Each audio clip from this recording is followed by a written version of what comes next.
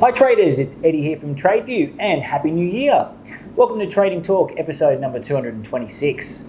In this episode, our senior trader Matt builds a popular money management function which allows you to take a percentage of risk per trade. It's a really useful function that you can save and use in your own trading. Right now, it's such an exciting time to be trading with a lot of key market moving factors in play this year. If you don't already have some good quality models running, then you have to ask yourself, why not?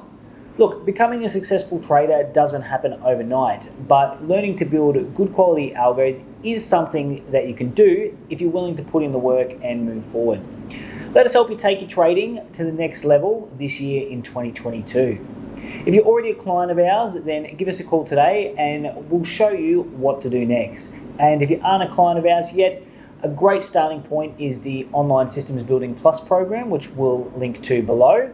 Or simply you can just get access to the TradeView X platform and start building and testing your models right now. I really hope you enjoy this week's episode of Trading Talk, and until next week, all the best with your trading.